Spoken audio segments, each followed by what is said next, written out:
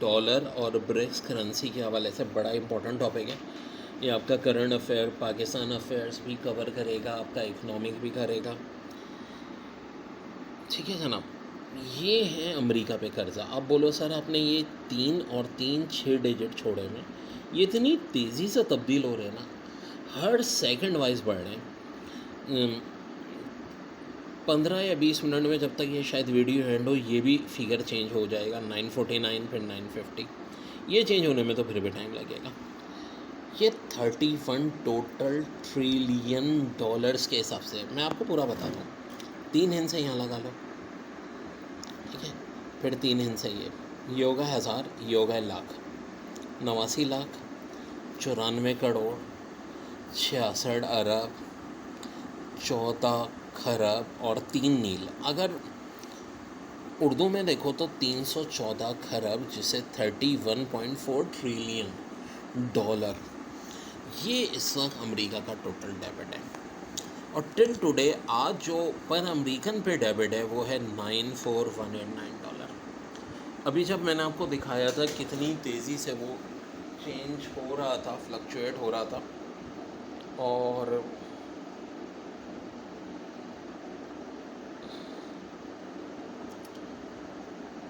दोबारा मैं चले बता देता हूँ। यूएस डेबिट सीलिंग तो इतनी तेज़ी से बढ़ता है। जी हाँ, बिल्कुल इतनी तेज़ी से बढ़ता है, और इतनी तेज़ी से ये इसलिए बढ़ रहा है क्योंकि अमेरिका शुरू से ही कर्जे के ऊपर चल रहा है। ये आज की बात नहीं है। देखो, हमें अच्छी तरह पता है कि जनाब ब्रिटेन की 13 कॉलोनीज़ थी अमेरिका नामी कॉन्टिनेंट में। ये जो 13 कॉलोनीज़ थी, इन 13 कॉलोनीज़ में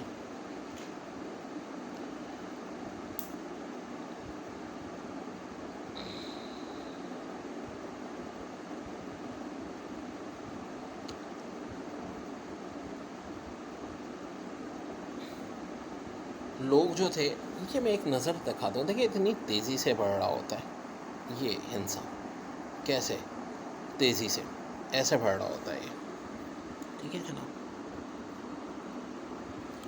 तो इतना तेज़ जब ये बढ़ेगा तो भाई मामला ख़राब होने ही हैं आपके। और उसका रीज़न ये है, देखिए 948 था जब मैंने लिखा था, और अभी ये पूरी वीडियो बनी नहीं 2 मिनट 46 सेकंड की, ये 956 आ गए हैं यहाँ पे। और ये ज़ाहिर है बहुत इतनी फास्ट बढ़ रहे हैं। तो वजह ये है कि अमेरिका ने पूरी दुनिया से कर्जा लिया हुआ है। अब आप बोलो हम तो खुद अमेरिका से ले रहे हैं, अमेरिका को कौन दे रहा है? क्या जिन्नात, क्या देव, क्या परियम?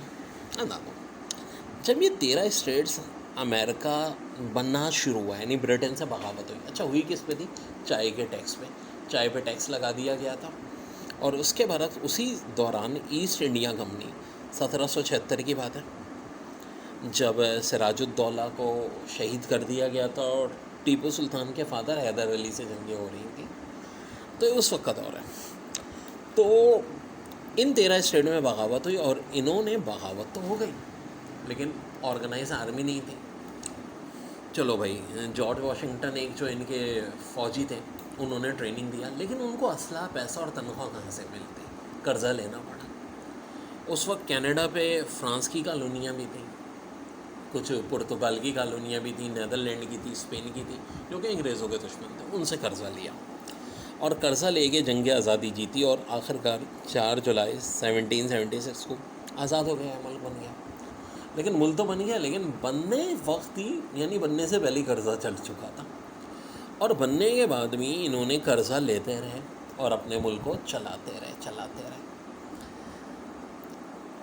1800 का दौर आया, अमेरिका ने तरक्की बड़ी शुरू कर दी, और आहिस्ता आहिस्ता इन 13 से स्टेट्स भी बढ़ती रहीं, और टेक्सास स्टेट इन्होंने परचेज़ कर ली, कैलिफोर्निया परचेज़ कर ली, कुछ कब्ज़े की, कुछ कब्ज़ा के कर्ज़ा लेते रहे कहीं इस दौरान। उस दौरान ब्रिटेन से भी दोस्ती हो गई थी, ब्रिटेन से भी कर्ज़ा ले रहे थे।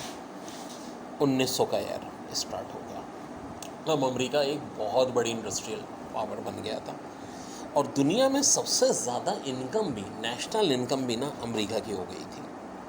अब आप बोले जब नेशनल इनकम इनकी हो गई थी तो फिर कर्ज़ा उतारना चाहिए था, इन्होंने कभी उतारा ही नहीं, ना उस तरफ तवज्जो दी। अब फ़र्ज़ करो अमेरिका की इनकम सबसे ज़्यादा थी दुनिया में, $600 बिलियन, और कोई मुल्क की इनकम $100 बिलियन भी नहीं थी, लेकिन ख़र्चा इनका जो था $600 बिलियन से ज़्यादा ही होता था। फ़र्ज़ करो $630 बिलियन, तो $30 बिलियन कर्ज़ा बढ़ता ही रहा हर साल और मुसलसल बढ़ता रहा। फर्स्ट वर्ल्ड वॉर में न्यूट्रल रहे और बड़ा फ़ायदा उठाया, इकनॉमी अपनी और बेहतर की। सब मुल्कों को ये उस वक्त असला बांट रहे थे। खैर आखिर में फर्स्ट वर्ल्ड वॉर में ख़ुद शामिल हो गए, लेकिन तब हुए थे जब ऑलमोस्ट फैसला हो चुका था और ये जीत गए। इससे इनकी इकनॉमी को और फ़ायदा हुआ। लेकिन 1930s में एक डिप्रेशन आया, पूरी दुनिया का बिजनेस तबाह हुआ, इनका भी तबाह हुआ। लेकिन फिर भी ये सेकेंड वर्ल्ड वॉर से पहले तक काफ़ी रिकवर हो चुके थे। सेकेंड वर्ल्ड वॉर में फिर इनको फ़ायदा हो गया। इंडस्ट्रियल कंट्री तो सबसे बड़ी थी, तो इस वक्त इनके वेपन बिके जा रहे थे और इनकी इनकम बढ़ी जा रही थी, ठीक है। लेकिन हो क्या रहा था, इनकी इनकम बढ़ने के बावजूद भी ना परेशान थे ये लोग, क्योंकि कर्जा बढ़ रहा था। लेकिन उस वक्त चूँकि वर्ल्ड वॉर थी, इस बात को अब होता क्या था कि अमेरिका का सेनेट होता है जो पावरफुल होता है बजाय नेशनल असेंबली के। यहाँ जो भी गवर्नमेंट होती थी, इन्होंने कर्जे की एक लिमिट रखी हुई थी, जैसे कि भाई $700 बिलियन मुल्क पे कर्जा है, इससे ज़्यादा नहीं लेना। लेकिन सेकेंड वर्ल्ड वॉर में इस लिमिट को और ज़्यादा बढ़ा दिया गया, और हर साल बढ़ाते हैं, क्योंकि इनका जो बजट बनता है, अब सवाल ये पैदा होता है इनको कर्जा कौन देते हैं? दूसरे मुल्क भी देते हैं और अमेरिका के बिजनेसमैन भी देते हैं। अब उनको क्या फ़ायदा है? देखो, ये उस कर्जे के बदले इंटरेस्ट देते हैं और बड़ी ईमानदारी से देते हैं। अब आपने अमेरिका को अगर $50 करोड़ कर्जा दिया हुआ है, तो आपको $1 करोड़ या $2 करोड़ ईयरली मिल रहा है, ठीक है। और अब अमेरिका आपका सूद तो अदा कर रहा है, लेकिन उसको और कर्जे की ज़रूरत पड़ गई, उसने आपसे $4 करोड़ और मांग लिए। आप हंसी खुशी दे दोगे, क्योंकि आप देख रहे हो यार ये इंटरेस्ट बड़ी बाकायदगी से दे रहे हैं। इसलिए इनको मुख्तलिफ़ कंट्रीज़ भी देती हैं। सबसे ज़्यादा इस वक्त किसने दिया हुआ है? चाइना ने दिया हुआ है, और कमर्शियल रेट पे दिया हुआ है। जैसा देखो, पाकिस्तान को दोस्ती में अमेरिका ने देता है, तो पाकिस्तान को जो अमेरिका कर्जा देता है वो बहुत कम रेट पे देता है, ठीक है। 1 या 2% कोई भी रेट इंटरेस्ट के लिहाज से देखा जाए कम तरीन माना जाता है कंट्री टू कंट्री लेवल। अब सेकेंड वर्ल्ड वॉर भी गुजर गई, अमेरिका ने पहली दफ़ा सेकेंड वर्ल्ड वॉर के बाद दूसरे मुल्कों को कर्जा देना शुरू किया, यूरोपियन कंट्रीज़ को भी दिया। और उस वक्त यूरोप से एक बात मनवा ली कि जो लेन देन भी होगी वो किस में होगी? डॉलर में होगी। और पेट्रो डॉलर का भी एक कॉन्सेप्ट आ गया, यानी जो पेट्रोल की कीमतें होगी वो डॉलर के हिसाब से होगी। अब हर चीज़ डॉलर में कन्वर्ट हो गई। लेकिन अमेरिका ने गारंटी दी थी कि अगर कभी अमेरिका की वर्ल्ड वॉर भी हो रही होगी, थर्ड वर्ल्ड वॉर, किसी कंट्री से उनकी राइवल हुई, तो भी उसके जो एसेट्स हैं वो जब्त नहीं होंगे, क्योंकि दुनिया भर के जो डॉलर जमा हैं वो सारे के सारे अमेरिकन बैंकों में गए। रूल एक बना था कि जितना कंट्री का गोल्ड होगा उतने वो रुपए उतने मालियत की करेंसी छाप सकता है। पाकिस्तान जैसे मुल्क में तो 7-8 गुना ज़्यादा नोट ऑलरेडी छपे हुए हैं, ठीक है। 80 खरब कैश है इस वक्त पाकिस्तान की मार्केट में, जबकि गोल्ड जो है पाकिस्तान का वो 10 खरब रुपए से ज़्यादा का नहीं है, ठीक है। तो अमेरिका का तो गोल्ड भी दुनिया में सबसे ज़्यादा है। सबसे ज़्यादा कहते हैं जो पूरी दुनिया के बैंक्स मिला के भी इतना गोल्ड नहीं है जितना अमेरिका के सेंट्रल बैंक के पास है, जो ठीक है। लेकिन इसके बावजूद अमेरिका के खर्चे बहुत हैं। अब ज़ाहिर है पूरी दुनिया में उनकी फ़ौजें मौजूद हैं, नेवी की बेस मौजूद है, ठीक है। दूसरे मुल्कों को भी कर्जा देते हैं, तो इसके लिए उन्हें अपना कर्जा और लेना पड़ता है, क्योंकि अमेरिका वाले इस बात के बड़े पाबंद हैं कि डॉलर जो छापने वो गोल्ड के हिसाब से छापने। और ये इसलिए भी क्योंकि अगर अमेरिका खिलाफ वर्जी करेगा इस रूल की तो डॉलर की अहमियत ख़त्म हो जाएगी। अब बोला अमेरिका तो जितने डॉलर चाहे छाप ले, नहीं छापते ना। हाँ, दुनिया में सबसे ज़्यादा इस वक्त डॉलर वो चाइना के पास है। कहा जाता है कि 400 बिलियन से लेके $4 ट्रिलियन तक चाइना के पास मौजूद है। फिर जापान है, दूसरी करेंसी है। तो फॉरेन एक्सचेंज, अब अमेरिका के लिए तो ऐसी फॉरेन एक्सचेंज नहीं है क्योंकि वो तो उनकी लोकल करेंसी है। लेकिन अमेरिका ने खुद अपने पाँव पे कुल्हाड़ी मारी जब रशिया यूक्रेन वॉर में इन्होंने रशिया के $500 बिलियन जब्त कर लिए।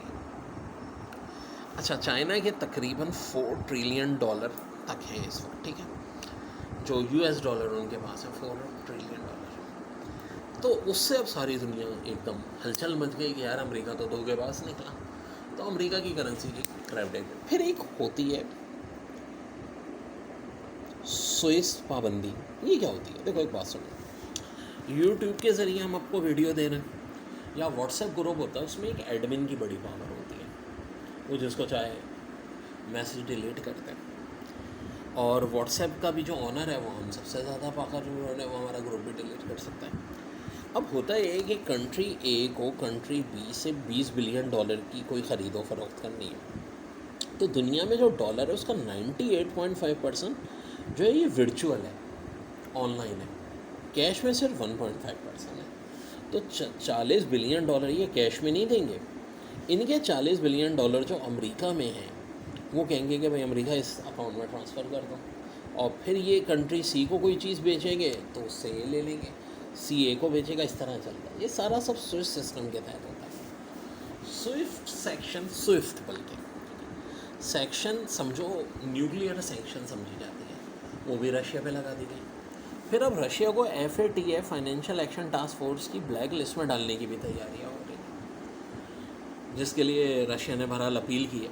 ऐसे ब्लैक लिस्ट में जाना मुश्किल है, 39 में से और 3 कंट्रीज ने भी रशिया के हक़ में वोट दे दिया, तो ब्लैक लिस्ट में नहीं जाएगा। और गिरे रेस से बचने के लिए कम से कम 12 कंट्रीज़ का वोट चाहिए होता है, जो कि पाकिस्तान को इस बार मिल गया था, पाकिस्तान बच गया था।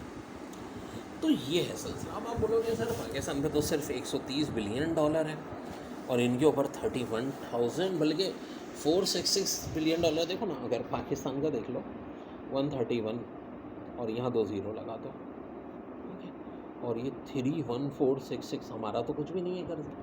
लेकिन प्रॉब्लम ये है कि देखो पाकिस्तान सर एक तरक्की पजीर मुल्क है, पाकिस्तान को कर्जा देते हुए बड़ा नखरा दिखाते हैं, कितनी शराइत मनवाते हैं। अमेरिका को हंसी खुशी कर्जा देते हैं, क्योंकि सबको पता है कि अमेरिका फ़ौरन वो कर्जा चुकाता भी रहता है, बड़ी इंडस्ट्रियल कंट्री, और इंटरेस्ट के साथ देता है। हाँ, लेकिन क्या कभी ये पैसा डूब सकता है? बिल्कुल चांस है। अब बाज़ाहिर तो देखो ब्राज़ील, रशिया, इंडिया, चाइना और साउथ अफ्रीका एक नई करेंसी लॉन्च कर रहे हैं, ब्रिक्स। कोई कह रहा है इसमें 30 मुल्क शामिल होंगे, कोई कह रहा है 40, कोई 50। कुछ अमेरिका के डर से खुल के नहीं बता रहे। ज़्यादातर होंगे एशिया कॉन्टिनेंट, अफ्रीका कॉन्टिनेंट और साउथ अमेरिका कॉन्टिनेंट। समझो बस नॉर्थ अमेरिका और यूरोप के अलावा सभी इसमें शायद शामिल हो जाए, क्योंकि यूरोप वालों की तो पहले ही यूरो है। तो इससे अंदाज़ा कर लो कि अमेरिका का बहुत नुकसान होगा। लेकिन क्या चाइना इतना नुकसान चाहेगा? क्योंकि अगर डॉलर बिल्कुल डीवैल्यू हो गया, अभी जिस तरह 300 रुपये के आसपास है, 3 या 4 रुपये हो गया, रुपये से भी कम हो गया, तो चाइना की तो रकम डूब जाएगी। जी हाँ जनाब, चाइना ऐसा नहीं चाहेगा। बहरहाल एक ऑल्टर भी चाहेगा कि ब्रिक्स आता रहे, उनकी अपनी करेंसी ताकतवर होती जाए, आहिस्ता आहिस्ता करके डॉलर को गोल्ड में या ब्रिक्स में कन्वर्ट करते रहेंगे। तो डॉलर की जो हेजीमोनी है वो बिल्कुल एकदम ख़त्म नहीं होगी, इस बात को ध्यान में रखें। क्योंकि जो सबसे बड़ा दुनिया का इस वक्त उनका राइवल है चाइना, वो ख़ुद भी ये नहीं चाहेगा, उनका अपना मुफाद भी है। जापान के पास तकरीबन $1 ट्रिलियन है, जिनके पास भी 1 ट्रिलियन, सबसे बड़े तो चाइना के पास हैं 4 ट्रिलियन, 1 ट्रिलियन जो है जापान के पास है। फिर फ्रांस, जर्मनी, इंडिया, UK, इनके पास भी 400 से 500 बिलियन डॉलर के रिज़र्व मौजूद हैं। हमारे पास भी अभी $2 बिलियन के आसपास बाकी है, टेंशन ना लें। तो ये है सारे का सारा गेम। कोई क्वेश्चन करना है इस हवाले से आप दोनों ने? आपने कहा था कि सबसे ज़्यादा ना गोल्ड अमेरिका के पास है, और आपने कहा था कि गोल्ड के हिसाब से नोट छापे जाते हैं डॉलर के, लेकिन चाइना के पास सबसे ज़्यादा डॉलर है, गोल्ड। चाइना डॉलर थोड़ी छापता है, चाइना तो अपनी करेंसी छापता है। लेकिन चाइना ने इतनी ट्रेड कामयाबी से की, इंपोर्ट उनकी ना होने के बराबर है, एक्सपोर्ट है।